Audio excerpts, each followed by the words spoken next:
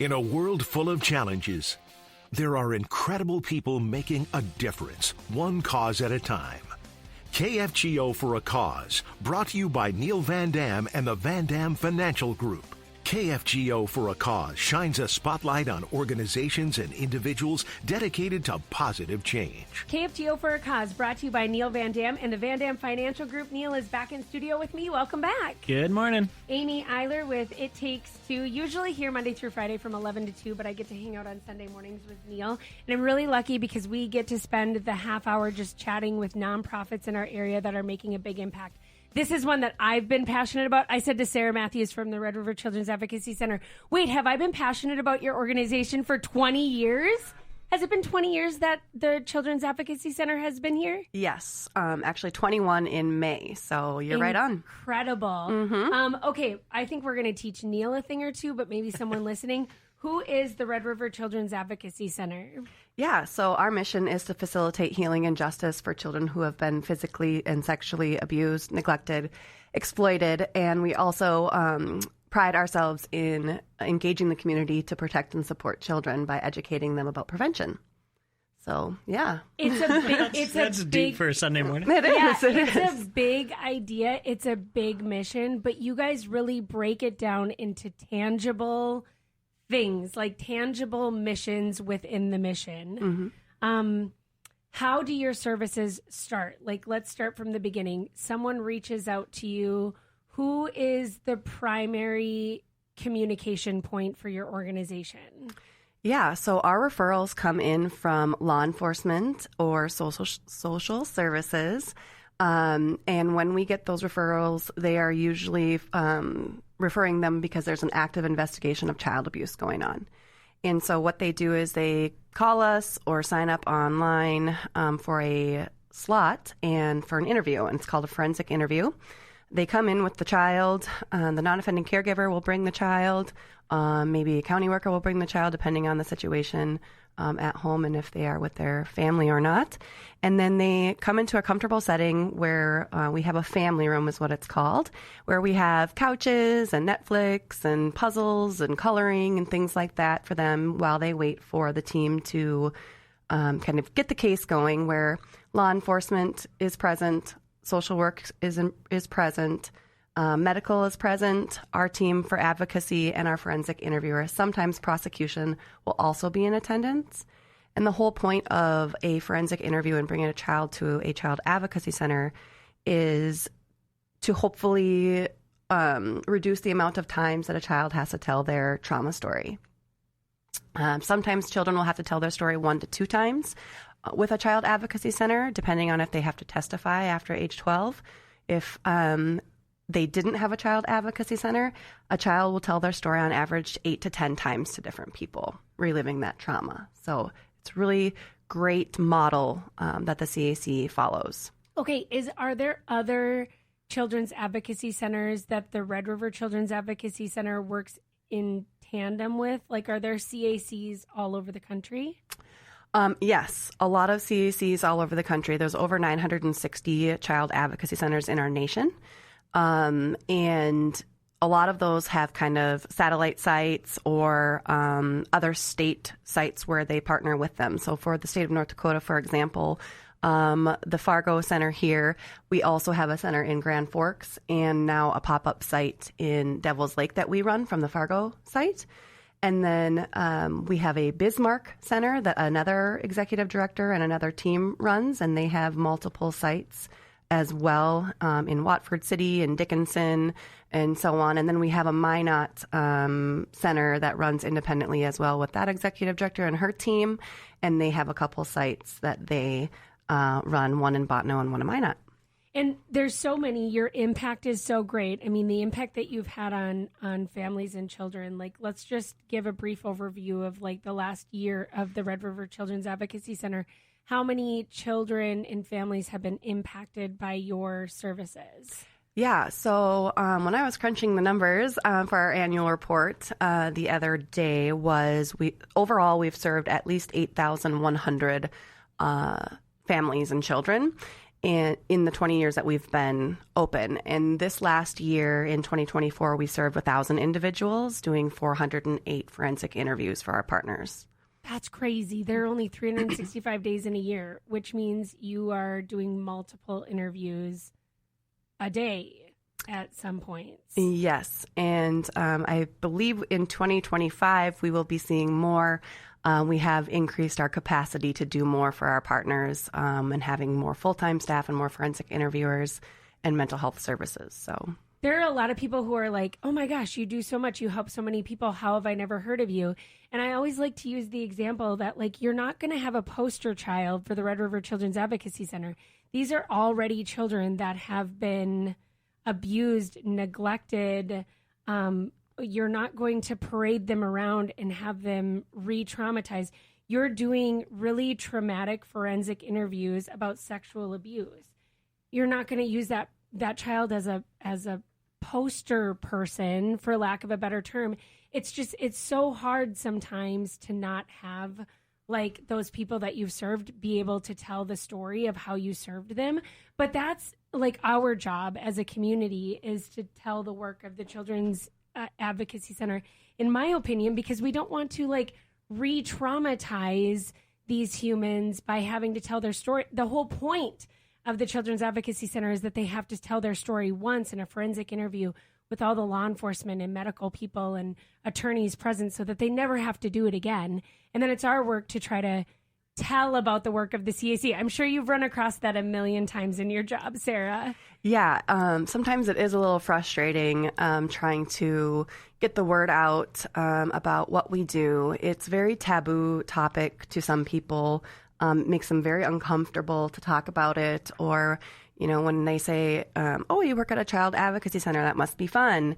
I don't think they quite understand what we do. And so when I do briefly cover our mission, it's like, yep, okay, thanks for letting me know. And off they may go, where you can't tell a story about, a child going to prom or doing something like that. It's not something we can share with the public. So especially with the cases that we have. I mean, a lot of the cases that we have are what's happening in the news, and people will be able to put two and two together. So yep. Yeah, for sure. It would be, I think, scary for people to understand how much of this is happening in our community, and how really they also need to be the voice and the face of advocacy when they're out. It only takes one person to recognize that a child is unwell for something to happen, for, like, services to move in their direction. Yeah. This month actually is the Child Abuse Prevention Month. And what we do is we want to educate the community on prevention efforts and how people in our community can step up and be someone. It's a free training, and you can get it any time. One of the things that you'll learn there are the 10 steps or red flags to child abuse prevention. So, how people get close to you, how they can access your children, how easy that is, different types of things to be looking out for in your home, at sports groups, wherever it may be. That education is really great, and it's so easy to learn, and it's easy to implement in your everyday. How do people access that training? Is that something that the CAC does? Yep, the CAC does that. We have a prevention trainer, and they go out and do a 1-hour training with individuals or groups of people or companies, whoever contacts us, actually. Her email is prevention@rrcac.com, or you can go to our website at rrcac.org, and you can click on our prevention tab, and you can sign up on a form there for a time and coordinate that with her.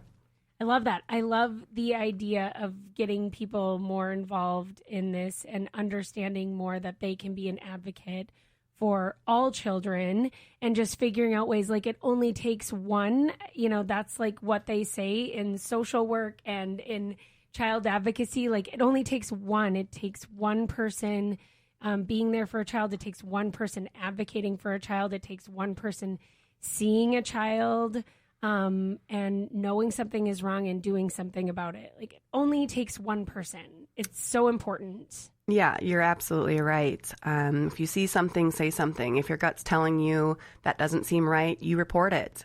Call law enforcement, call social services. Tell them what your report is. They'll look into it. If you're wrong, who cares? Yeah. I mean, what's the worst that's going to happen, And then if you're right, you've pretty much saved that child's life and their future. The trauma that comes with this type of abuse is very great, and it's a lifelong recovery process, and it's very costly to the person, not just emotionally and physically, but also financially, as well as to our community financially. So stopping it in its tracks and getting the child the early intervention therapy and trauma therapy that they need, and stopping the abuse is the best thing that anybody could do for that child in our community. This is KFGO for a Cause, brought to you by Neil Van Dam and the Van Dam Financial Group. Sarah Matthews from the Red River Children's Advocacy Center is with us. Let's talk about that revenue and expenses. This costs a lot of money. You have a lot of partners. Like you said off the air, you're a wraparound service, so it takes a lot of people to make this service possible for these children who have been abused. How are you funded? Do you rely on private donations? Yeah, so a majority of our funding comes from grants that we have to find. Most of them are federal grants where we have a lot of very difficult criteria and stipulations to follow, a lot of red tape in that matter where we can only use the funding towards certain services that we provide or materials. And so that makes it really difficult to fund all the positions and the materials that we need. We also have local grants that we fill out through like the United Way, through the Otto Bremer Grant, FM Area Foundation. We have a lot of great local places that we can reach out to and do apply to every year. But with grant funding and state funding and federal funding, it's really something that you can't always rely on. Yeah. That can go up and down. You could get the same funding every year for the next 10 years and no increase with cost of living increase and just increase in cost of everything, including wages, which is our primary service. It's people-oriented services. We don't use a lot of materials to do the job that we do.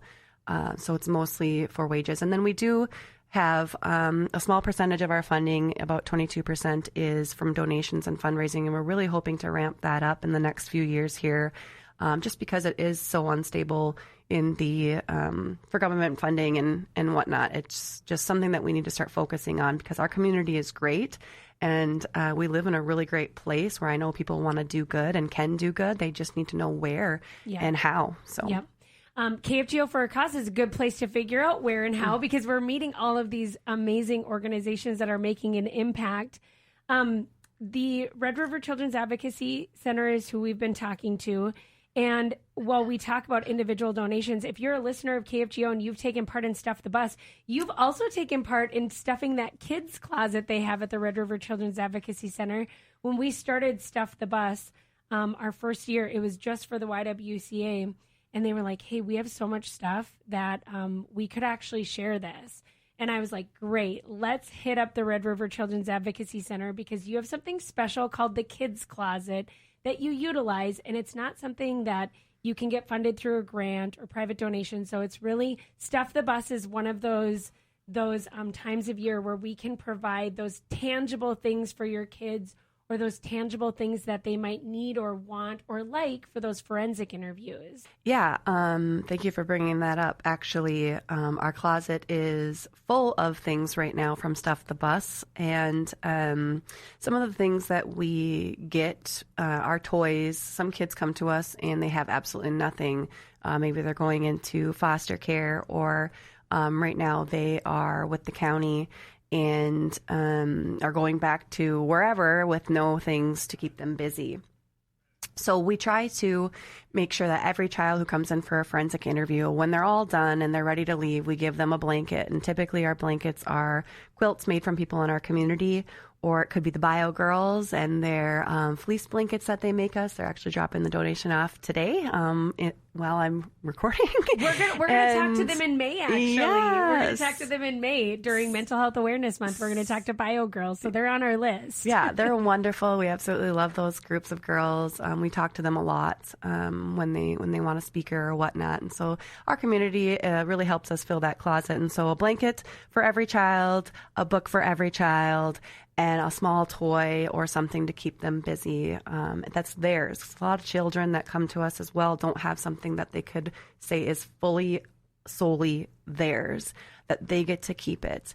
And we also do have hygiene items and things like that for families who are trying to get out of situations that we refer to other nonprofits in town after the forensic interview. We do a lot of partnering with other nonprofits to help families get the things that they need to propel them forward to success and then get to those therapy appointments for the trauma therapy. If you're looking for other ways to donate to the CAC, I know in the past a gas gift card has been really big because a lot of these families have to travel a long distance to get to one of your sites to do these interviews. And I know that in the past, that's been one of the things you've really liked. Yeah. Grocery gift cards to grocery stores or gas cards are needed when we do have a family that has to travel, which is hopefully minimal because we have popped up centers, all over North Dakota to try to eliminate the amount of miles or time a child and a family has to travel to a center. However, we serve at the Fargo Center western part of Minnesota and eastern part of North Dakota and a little part of South Dakota. And so if you think of Fargo, Grand Forks, and Devil's Lake, that's a long ways for people to have to drive. Mm-hmm. And sometimes they'll say, we can't make it to the forensic interview, we're not coming. We'll say, we'll mail you a gift card, or if you can get here, we'll give you 3 gas gift cards to get back and then fill up again once you're there. Same thing with groceries. If they're running away from a situation or they're low on that and it's causing stress on them, our advocates will pick and choose and decide, depending on the situation, who gets those cards and use them very wisely in those situations. And so families do call us on occasion and say, hey, I can't make the grocery run this month. Can I have $50 to Hornbuckers or wherever it is just to get by? And they don't call again. They only use the service when they absolutely need to. So those are very important to us. So if someone wants to bring a child to you, what's the steps for doing that? So for our forensic interview services, we're mandated by the law to only take children who come from law enforcement referrals or social services referrals. In our mental health program, we take children who are sometimes court mandated to come to us for problematic sexual behavior therapy that we provide, or families who are concerned about children's problematic sexual behavior. Some of these kids come to us with these behaviors because maybe they have a disability or they're just unaware that behavior is inappropriate, or maybe they have been an abuse victim and now they are, that's a repercussion sort of that process, right? Where now they think that's normalized behavior and they can do those things on the daily. So we don't really have an open door type intake policy right now. If we did, we'd probably be flooded with cases. So if you're worried about it, call the police is step one? Yes. If you feel like something is wrong, yes, call the police. Tell them what you're experiencing or what you've seen, or make a child protective report, fill out a 960 and get that into CPS. Yeah. Sarah Matthews has been with us from the Red River Children's Advocacy Center. Donate, volunteer. I know you also have a wish list on your website, rrcac.org. You can view that wish list if you want to help them in their mission. But like you said at the beginning of this, the impact of childhood trauma lasts an entire lifetime. So these are kiddos that you're just beginning a healing journey for them. They have a long journey ahead of them. But this is a really important process in all of this seeking justice and mental health for these kiddos. and having a wraparound service for a kid who has been traumatized is so important. So we need you. If people want to find other ways to get involved in your mission, should they just visit your website, call you? How should they do that? Yeah, any of those things. We're happy to take a phone call anytime. Our website, rrcac.org, has a tab on there that's called Make a Difference. And there are several ways that you can do that, and it explains that on there. And then we also have that prevention training that you can get from our website under our training tab as well. Once you're educated on prevention, there are so many things that you can do for our organization, for our community, that's giving back. It doesn't necessarily have to be for us. It's just for the kids. We want the kids to be safe and the community to know that. Sarah Matthews, Red River Children's Advocacy Center, thanks for coming in today. We appreciate it. Yes, thanks for having me. And Neil Van Dam, we'll see you in 1 week. Yes.